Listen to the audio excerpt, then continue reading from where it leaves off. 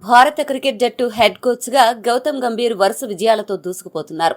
గతేడాది champions ట్రోఫీని ముద్దాడిన team India ఇప్పుడు గంభీర్ పర్యవేక్షణలో 2026 టీ20 ప్రపంచ కప్ను కూడా కైవసం చేసుకుని చరిత్ర సృష్టించింది. ఒక కోచ్ గా అతి తక్కువ కాలంలోనే 2 ఐసీసీ ట్రోఫీలను అందించిన ఘనతను గంభీర్ సొంతం చేసుకున్నారు.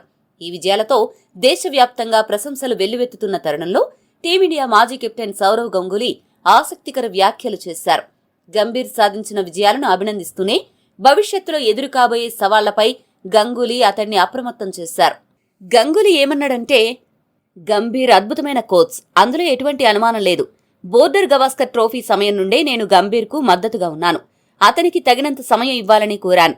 అతడు కోచింగ్లో ఇండియా 2 ఐసీసీ ట్రోఫీలు గెలవడం ఎంతో ఆనందంగా ఉంది అని గంగూలీ ప్రశంసించారు. అయితే అసలైన పరీక్ష జరగబోయే వన్డే ప్రపంచ కప్తోనే మొదలవుతుందని గంగూలీ స్పష్టం చేశారు.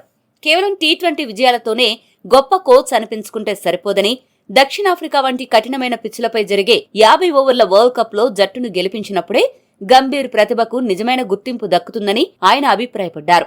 ముఖ్యంగా విరాట్ కోహ్లీ, రోహిత్ శర్మ వంటి దిగ్గజ ఆటగాళ్లకు అది చివరి ప్రపంచ కప్ అయ్యే అవకాశం ఉన్నందున ఆ ఒత్తిడిని అధిగమించి ట్రోఫీ సాధించడం గంభీర్ ముందున్న అతిపెద్ద లక్ష్యమని గంగూలీ పేర్కొన్నారు. వైట్ బాల్ క్రికెట్లోనే కాకుండా టెస్ట్ క్రికెట్లో కూడా గంభీర్ తన వ్యూహాలను మార్చుకోవాలని సూచించారు.